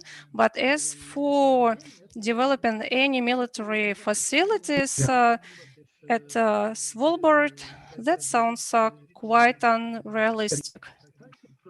And it does not contradict to the principles of the treaty that stipulates that this area shall not be used for any military purpose. So I don't believe we would see it in any foreseeable future. Thank you very much for your comments. Unfortunately, Pavel could not continue our conversation, so I believe that the issue of NATO presence at Svalbard is no,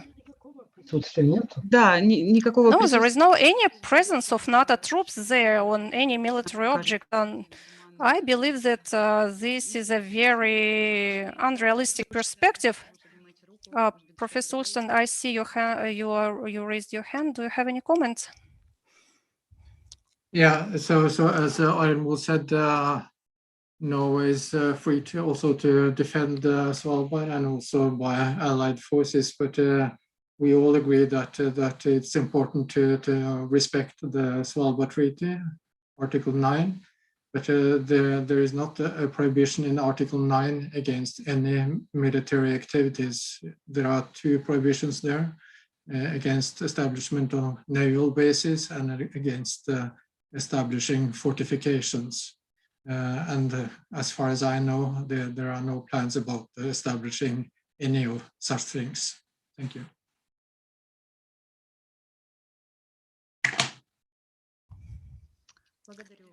Thank you very much. Thank you very much for your remark. Any other comments? Or can we switch to the next topic? Or Vyacheslav, I see you want to give a comment. Well, thank you. I have a very short comment. So we touched a question of control. As we said, so there is a certain Russian interest. If we talk about control over fishery volumes, it is in line with the Russian interest as well as in line with the interest of Norway. But the difference is, if we look at the Norway approach and Russian approach, there are different points of views on jurisdiction of this area. And that leads to different understanding of the term of control. We heard that recently there is no pressure of on fishery boats, on fishery vessels. Well, no, there is no pressure because there are no any reasons to apply such pressure. And it is managed by the Russian and Norway Commission on Fishery. But when there are certain closed areas, and from time to time there are closed areas established for reasons that are not shared by the Russian counterparts, that can raise certain tension. And let's be honest, the conflicts that we witnessed sometime in the past, and I'm not going to give you a list of those ships that went through certain conflict and tension. Well, we looked at those events as a will to oust us out of that region. And I believe that the Norway colleagues never had that in view. But we need to come to terms when it comes to shared fishery activities in that region. Otherwise, there can be enough room for some conflicts in future, especially when one side goes beyond its authorities. And this is something, again, what we've witnessed in the past. So we again and again urge you to come to terms when it comes to this issue.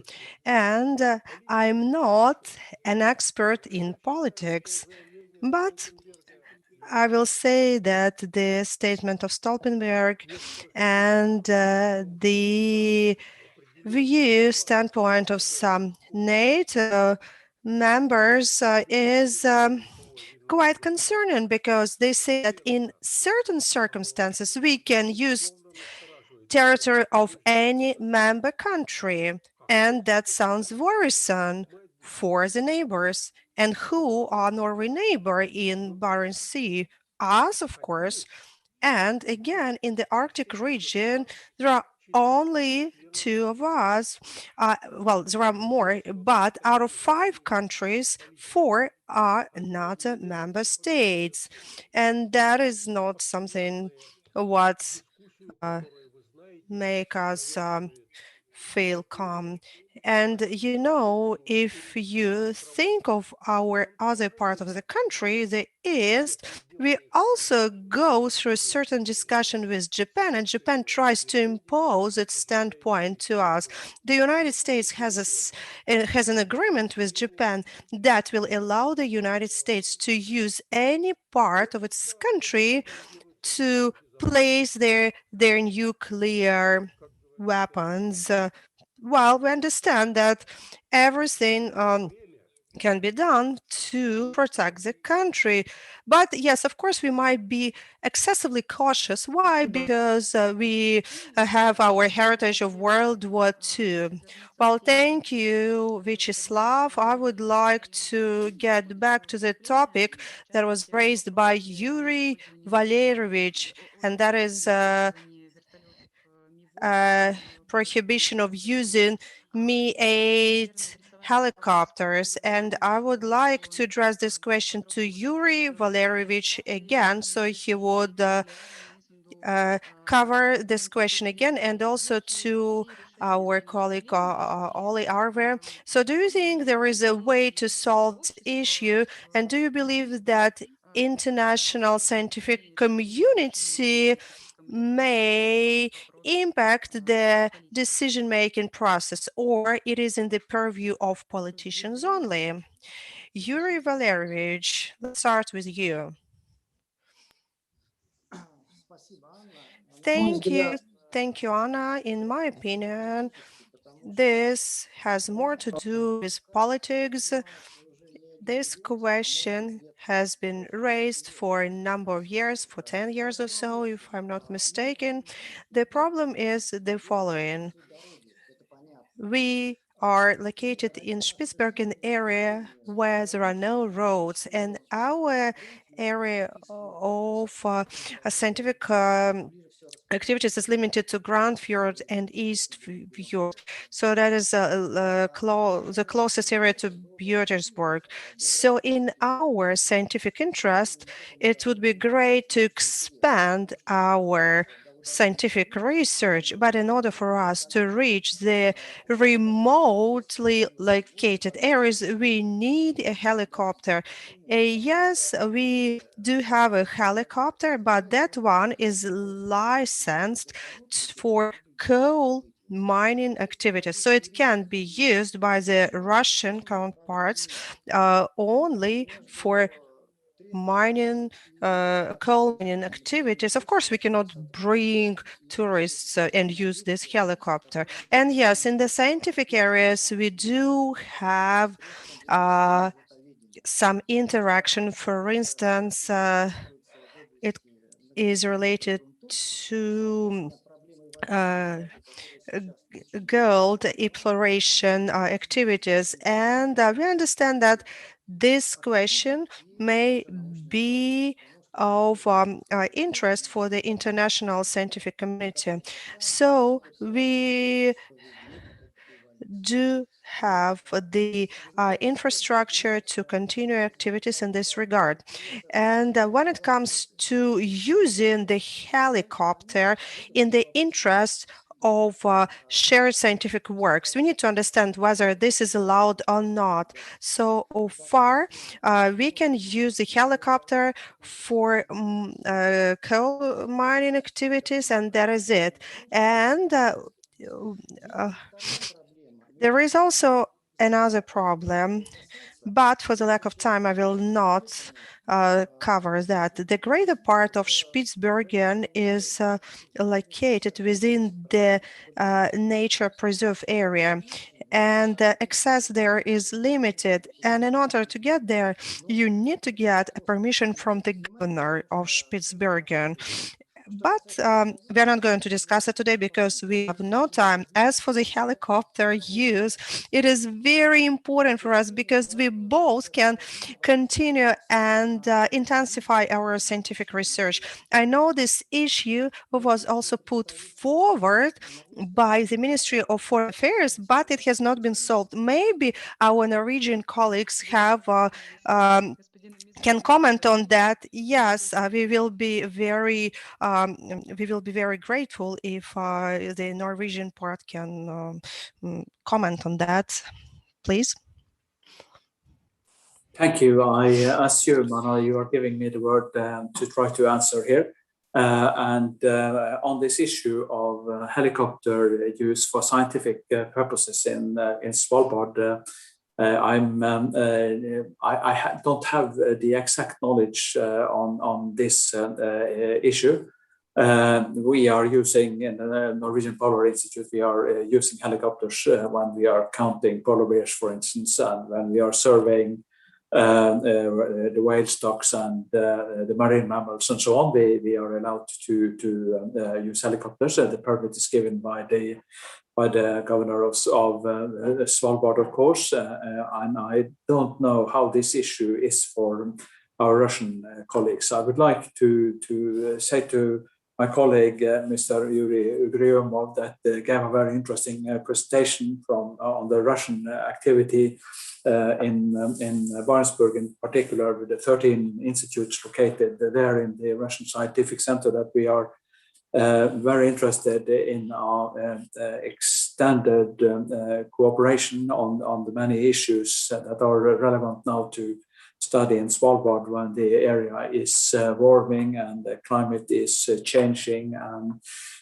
new species are coming there and the landscape is changing very much and so on. So to study these changes and the effect it has on the society, we think it is very vital. I would like to reflect back. Is the Russian Scientific Center a full member of the Svalbard Integrated Observing System that has been developed by Norway and other international collaborators over the last years. I don't know the details there. I should, of course, have known that, but I would like to hear from Yury if they are a member of SIOS. And regarding the helicopter issue, I don't have the full details, but we can have a dialogue on that beyond this seminar in the days to come. Thank you.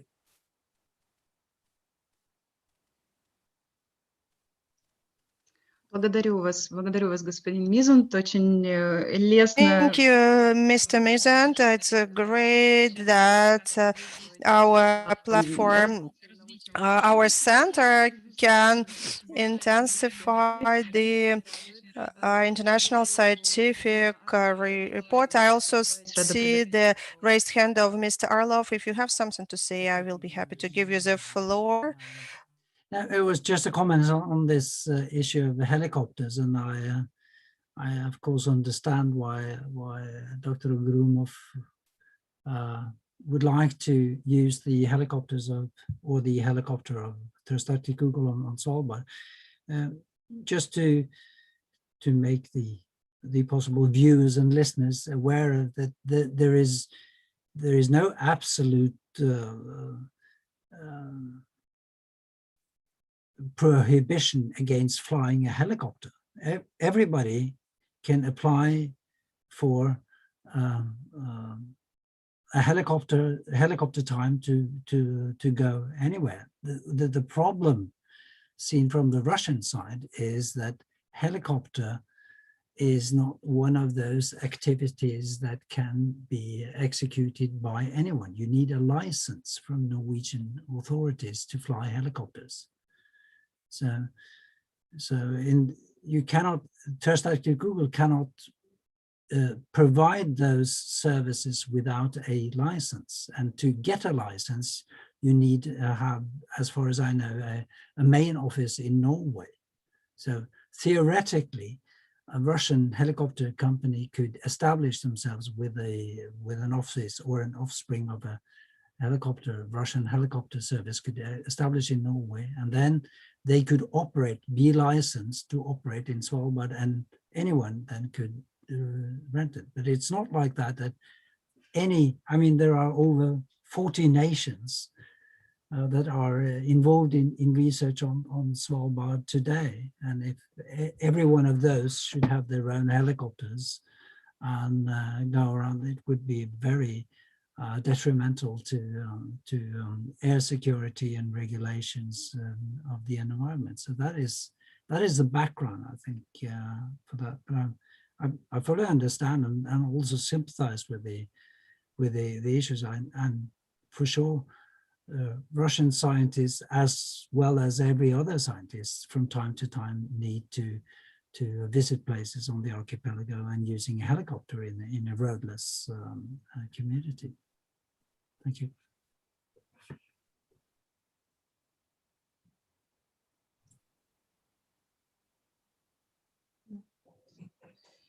Юрий Валерьевич, Yury, you have, yes, I understand that the license is needed, but the thing is that it's not possible to receive the license for this type of activities. But I think we are dwelling too much on this issue. I think we should move to the next question. Well, yes, thank you very much. We'd like to thank all the experts for their engagement, and I hope that as we increase our cooperation in the scientific areas, it will be possible to resolve many issues, especially including those that may be more of political nature. Well, I understand that we have exceeded their allocated time, and I hope they will forgive us for running the conference a bit longer than expected. And I would like to thank each and every of you for your contribution, for your input. And the Gorchakov Foundation is very happy to initiate such bilateral talks and discussions at our platform. We sincerely hope that such events will help us to maintain mutually respectful dialogue, and that is related to the area of Spitsbergen, but also other areas related to any kind of operations in the Arctic region. I would like to remind you that the recording of this session will be available at our YouTube channel. You will be able to get back to it at any point of time, and it will be very glad if our experts will exchange their contacts and hopefully will maintain the interaction. Hopefully this will be the first meeting in the list of events that will be dedicated to Spitsbergen area and Arctic region as a whole, because we are approaching the time when Russia is going to preside in the Arctic Council, and we on our part will be happy to initiate such discussions and can do it as often as possible. Thank you very much, dear colleagues, and hope to see you soon. All the best to all of you. Thank you. Thank you very much.